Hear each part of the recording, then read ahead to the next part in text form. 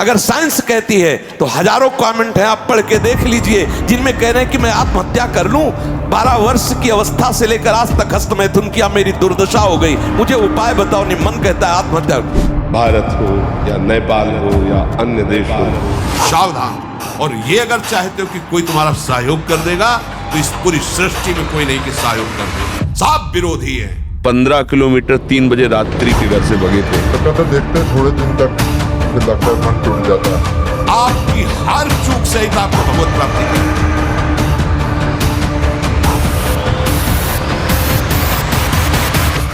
पूज्य महाराज जी का जन्म एक साधारण और अति सात्विक ब्राह्मण परिवार में हुआ और उनका नाम अनिरुद्ध कुमार पांडे रखा गया। उनका जन्म आखिरी गांव कानपुर उत्तर प्रदेश में हुआ। उनके दादा एक सन्यासी थे और पूरा घर का माहौल बहुत ही भक्ति से भरा, पवित्र और शांत था। उनके पिता श्री शंभू पांडे किसान थे और बाद में संन्यास अपना लिया। उनकी माँ श्रीमती रमा देवी बहुत ही पवित्र और संतों का खूब सेवा करती थी। महाराज जी के माता पिता संत सेवा और भक्ति कार्यों में लगे रहते थे। उनके बड़े भाई इवनिंग टाइम में श्रीमद् भागवतम का पाठ करते थे, जिसे सुनकर पूरा परिवार आनंदित होता था। ऐसे घर का माहौल होने के कारण उनमें छुपी हुई आध्यात्मिक चिंगारी को और तेज कर रहा था। महाराज जी ने बहुत छोटी उम्र में ही हनुमान चालीसा का पाठ करना शुरू कर दिया था।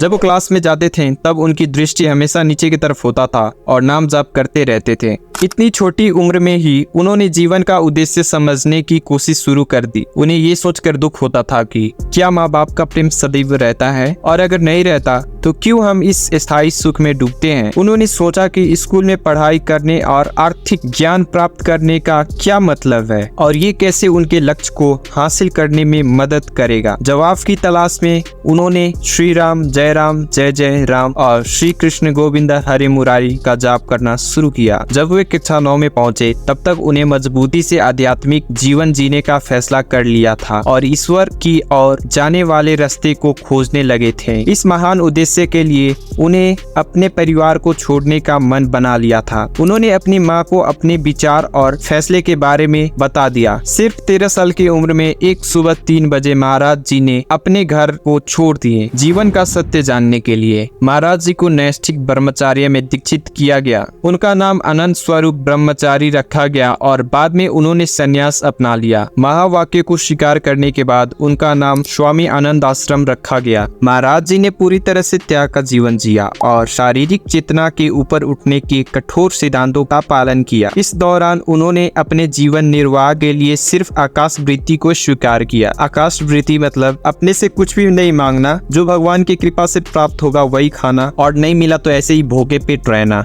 एक आध्यात्मिक खोज करते हुए उनका अधिकांश जीवन गंगा के किनारे बीता, क्योंकि महाराज ने कभी किसी आश्रम का पदवी का स्वीकार नहीं किया। बहुत जल्दी गंगा उनके लिए दूसरी माँ बन गई। उन्होंने बिना भोग, कपड़े या मौसम की चिंता किए गंगा के घाट पर घूमते रहते थे। सबसे ठंडी ऋतु में भी उन्हें अपना रोजाना तीनों समय गंगा में स्नान करना नहीं छोड़ा। वो बिना भोजन के दिनों तक उपवास करते और उनका शरीर ठंड से कांप जाता, पर वो पूरी तरह से भगवान के नाम की ध्यान में लीन रहते। कुछ ही सालों में संन्यास लेने के बाद उन्हें शिव जी का आशीर्वाद प्राप्त हो गया। प्रेमानंद महाराज वृंदावन कैसे आए? महाराज जी को निसंदेह शिव जी का आशीर्वाद प्राप्त था, जो ज्ञान और दया के प्रतीक हैं, परंतु वो उचित उद्देश्य के लिए प्रयत्न करते रहे। एक दिन बनारस में एक पेड़ के नीचे ध्यान करते हुए श्री श्यामा श्याम की कृपा से उन्हें वृंदावन की महिमा का आकर्षण हुआ। बाद में एक संत की प्रेरणा से उन्हें स्वामी श्री राम शर्मा द्वारा आयोजित एक रास लीला में भाग लिए। उन्होंने 1 महीना तक रास लीला देखा। सुबह वो श्री चैतन्य महाप्रभु लीला दर्शन करते और रात को श्री श्यामा श्याम की रास लीला देखते। सिर्फ 1 महीने में वो इतने मंत्रमुग्ध और आकर्षित हो गए कि वो इन लीलाओं के बिना जीवन का कल्पना भी नहीं कर सकते थे।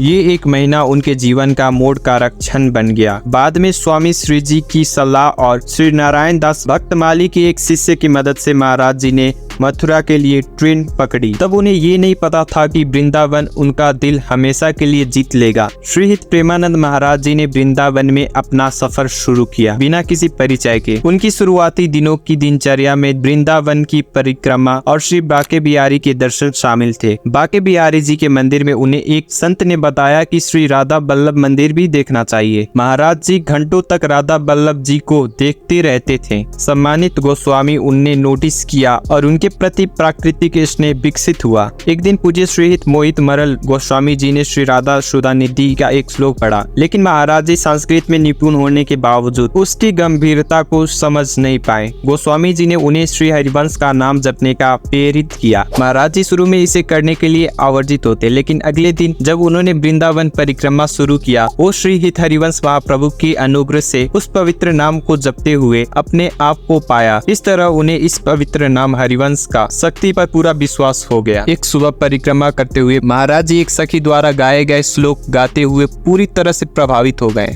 महाराज जी ने संन्यास के नियमों को अलग करके उस सखी से श्लोक का बयान करने को कहा। सखी मुस्कुराई और उन्हें बताया कि अगर वो इस श्लोक को समझना चाहते हैं तो राधा वल्लभी बनना होगा। महाराज जी ने तुरंत और उत्साह से पूज्य श्री मोहित मरल गोस्वामी जी के पास दीक्षा के लिए गए और दीक्षा लिया। कुछ दिन बाद पूज्य श्री गोस्वामी जी के प्रेरित होने पर महाराज जी ने अपने वर्तमान सदगुरुदेव से मिले, जो सहचरी भाव में एक प्रमुख संत हैं। पूज्य श्री हित गौरांगी शरण जी महाराज, जो उन्हें सहचरी भाव और नित्य विहार रस में प्रवेश करवाया। महाराज जी ने अपने सदगुरुदेव की सेवा में 10 साल तक रहे और उन्हें महत्वपूर्ण भावना के साथ सेवा की। उन्होंने उन्हें दी गई किसी भी कार्य को अधिक से अधिक विनम्रता के साथ अंजाम दिया। जल्दी ही उनके सदगुरुदेव और श्री वृंदावन धाम के अनुग्रह से वो सहचरी भाव में पूर्ण रूप से व्यस्त हो गए और श्री राधा रानी के चरण में अटल भक्ति विकसित की। अपने सदगुरुदेव के कदमों से चलते हुए महाराज जी ने वृंदावन में मधुकरी से जीवन व्यतीत किया।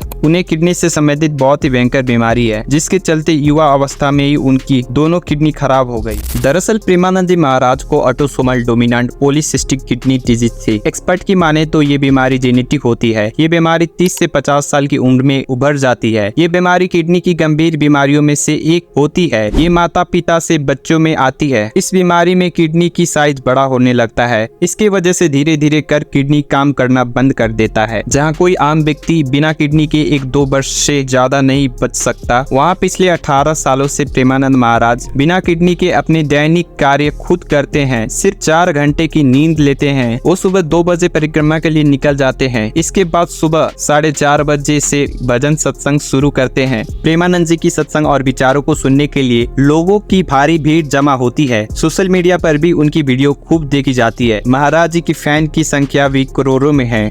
अगर आपको ये वीडियो पसंद आया होगा तो वीडियो को लाइक, चैनल को सब्सक्राइब, शेयर और कमेंट भी कर सकते हैं। मिलते हैं अब नेक्स्ट वीडियो में, तब तक के लिए राधे राधे, बाय बाय। और अगर आप नेपाल के बारे में थोड़ा बहुत इन्फॉर्मेशन जानना चाहते हैं तो इस वीडियो पर क्लिक करके आप ये वीडियो देख सकते हैं।